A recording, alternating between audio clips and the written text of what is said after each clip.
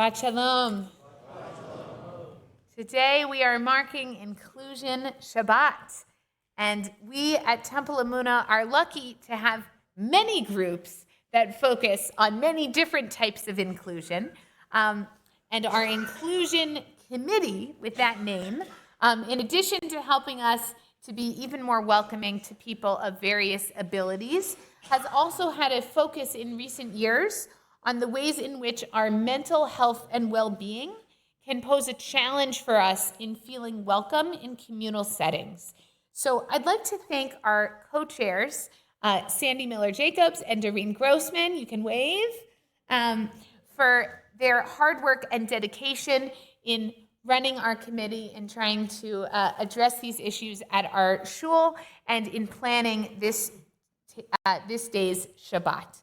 So our speaker, Hadassah Margolis, is a clinical social worker and the director of inpatient group therapy at McLean Hospital.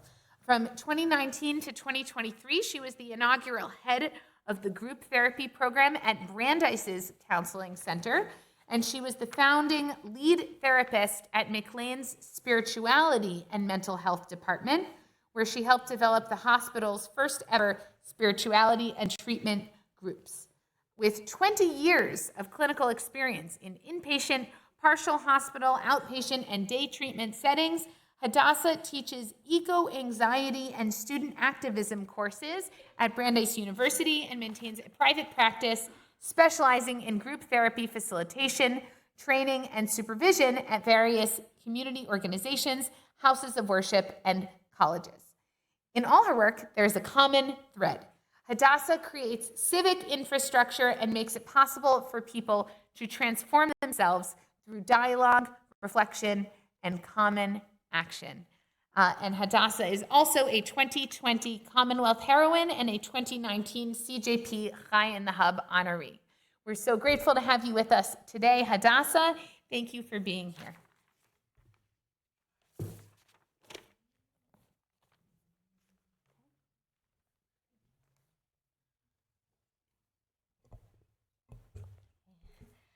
Shabbat Shalom. Thank you so much for having me here today. Before I start, I am a therapist, so I have a question for all of you. What does being Jewish mean to you? What does it mean today, on this Inclusion Shabbat, post-October 7th? I invite you to take a moment and just sit with that question.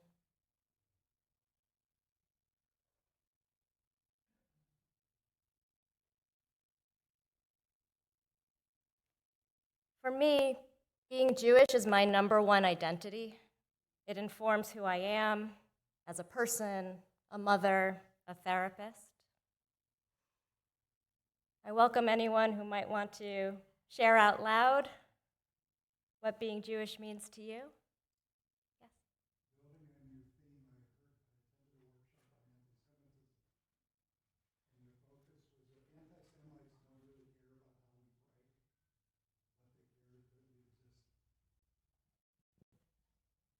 I'm done.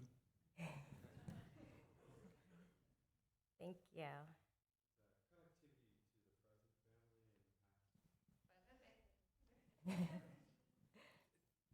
It's the connectivity to my present family and to my past. Thank you.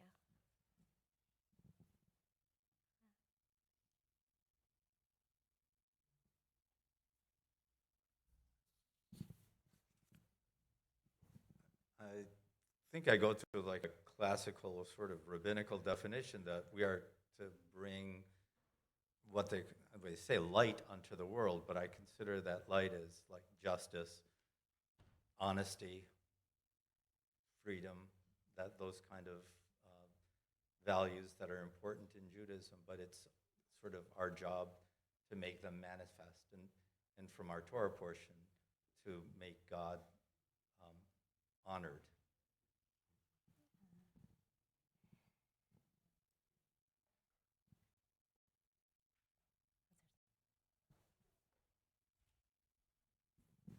It's the primary lens and framework that I live my life in. Thank you to those who have shared. Parshat Emor does try to answer this very question of meaning. The Israelites are transitioning from the traumatic life of being enslaved for generations to a new and probably also traumatizing life in freedom. How, as a people, do they do that? God and Moshe offer some direction, enumerating various laws and observances for some or all of the tribe to follow. There are intricate rules for the Kohanim, restrictions relating to bodily impurity, defects, and blasphemy, detailed sacrifice instructions, and even a reminder of, quote, an eye for an eye. While many of these laws are quite arcane, outdated, and downright cruel when read through a 2024 lens, a number of them are rituals and holidays we continue to observe today, including some of the Kohanim's guidelines, as well as outlines for Shabbat, Pesach, Yom Kippur, and Sukkot.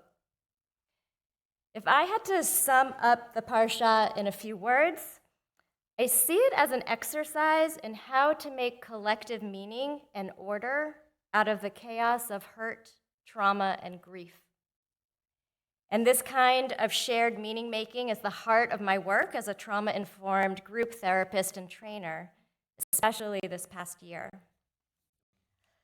Whether it be in my open psychotherapy groups at McLean, my coping with anti-Semitism groups at synagogues, a bereavement group at a senior center, my eco-anxiety undergrad course at Brandeis, or my training sessions with new group facilitators, I create the necessary conditions so people can explore together how to make meaning out of their experiences. Therapeutic group work has 3 core goals for its participants, according to therapist Kenneth Pollack. The first goal is repair, to fix things in one's life that are broken or that don't work very well. Common examples include low self-esteem or placing too much emphasis on others' opinions. The second goal is growth. Groups make it possible to take something that works for a person and make it even better. For example, someone may join a group because while they have friendships, they still experience fears of getting too close. Lastly, the third goal is support. Members feel less alone when they find out they share similar feelings and concerns, and the group facilitator will point out patterns and observations in service of such back and forth so members can dig deeper. With all of these goals in mind, a group therapist provides a safer, non-judgmental, and respectful space for diverse members to acknowledge pain, to try out new ideas and behaviors, to find commonalities and to connect, and to build up tolerance to disagree. And I see that as the heart of our existence as American Jews post-October 7th. How are we each to make meaning of our experience, of how we see ourselves and the world? A collective trauma like this requires collective spaces to both sit with the pain and share and explore ways of healing, to work on what is broken, and to amplify our resilience and joy inherent in our identities as Jews. To be in Jewish community together while coming to our own conclusions of what works for us as individuals. I've been honored to see all of this firsthand in my groups over these number of months. One crucial way that I support people to do this work is through my focus on the intersection of religion, spirituality, and mental health. I help people explore how spirituality or religion can affect someone's mental health, whether it be the cause of trauma like anti-Semitism or a coping mechanism, such as having faith in a higher power and a community to belong to. And so it is also through this focus that I read Parshat Emor. In these lines of Torah, I see how this ancient text of Judaism may allow us to feel better equipped to handle suffering today. As the Ramban has said, quote, "The actions of the ancestors are signposts to their descendants, to us today." How so? Well, when someone is hurting, either with a big T trauma or a little t trauma, now what becomes a common question. To feel less alone, and maybe even to feel less crazy, a person might go to therapy for some support and guidance. They may also recognize that they need to be reminded about their parameters for safety and to reconnect to the beauty of the world in an authentic way. Guidance, a sense of structure and wonder. Oftentimes, religion and spirituality can provide all three, regardless of what kind of pain we are in. Routine and awe, at their very foundation, are necessary for our own resilience and mental health. Not enough structured routine, and we can spiral or decompensate with uncertainty or end up in a paralysis. Not enough wondrous awe, and why bother and despair can set in. I've seen all of these presentations in my group since October 7th, since we Jews have been in a chronic state of trauma. The perennial question that comes up in these spaces, how do we take care of our own mental health now? Parshat Emor would say, follow the set of structured laws and consistently remember to be grateful for God's world around you. In other words, take care of yourself by tapping into routine and awe. This ancient laundry list of to-dos and to-don'ts could be seen in 2024 terms as what author James Clear defines as atomic habits. Atomic habits are the small ways in which we operate on a day-to-day basis. They might not individually result in drastic or noticeable differences, but when put together, these habits can result in transformative change. Over time, these implementations, which some might call spiritual rituals, can alter not only our beliefs about ourselves, but also our identities in our greater community. And these biblical instructions reminding us to make a habit of acknowledging God's presence, they can also be seen as what UC Berkeley psychologist Dr. Keltner defines as awe. Quote, the feeling of being in the presence of something vast that transcends your current understanding of the world. In other words, it's powerful to know we are part of something bigger than ourselves. Parshat Emor's Judaism provides both collective structure for our days. Here is a ritual timetable to bring sacrifices, and now in modern times to pray, and collective space for awe. For example, Shabbat and holidays to honor the natural world and to remember that God is with us.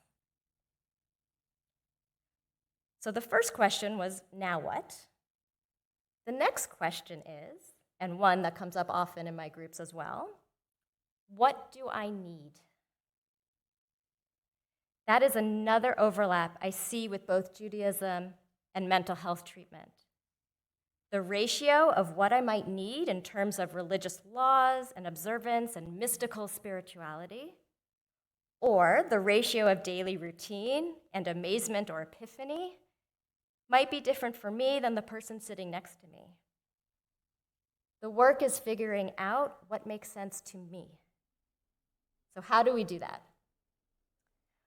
I am finding one answer as I learned more about ACT, or acceptance and commitment therapy. The driving foundation to ACT is this question: are you willing to be open to distress and pain while living a meaningful and fulfilling life? ACT is about actively choosing to build the life you want by committing to doing what matters to you and being open to the pain. In ACT, we learn to respond differently to pain by creating space for it and by being grounded in our truth. Using the ACT model means asking ourselves, am I choosing to do something to get closer to being the person I want to be? And to take it one step further today, do I want more routine or more awe to keep me in the direction I want to go as a Jewish person post-October 7th? How do I want to respond to the world right now? And what choices am I making to move that way? I recently ended a 2-month weekly group on coping with anti-Semitism with that very question. Now that I have learned about myself and others after these 8 weeks together, how do I want to respond? We went around and everyone had a different answer. Not surprisingly, putting a group of Jews together, we all have different answers. The answers ranged from reminding myself to bring more light into the world, needing space to grieve the friendships I have lost, being more religiously observant, going to Israel, learning more about my Jewish heritage, remembering that I don't have to agree with everyone, more groups like this, more Semitism.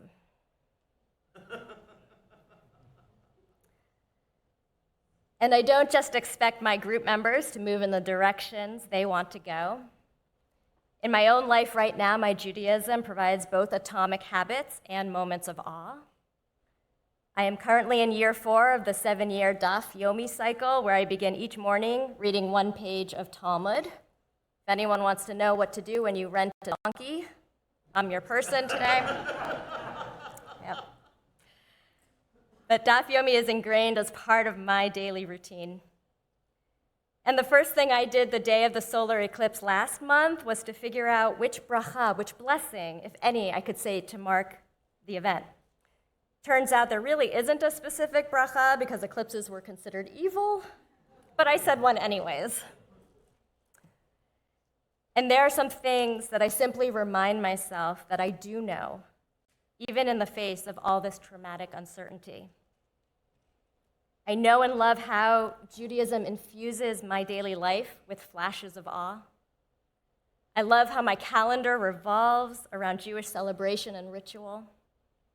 I love that I can read today's Torah portion and be able to instantly apply it to my modern psychology work. And I love being Jewish so much, more than anyone could ever hate me for it. I hope you join us after Kiddush to explore your answers to these questions together. Shabbat Shalom.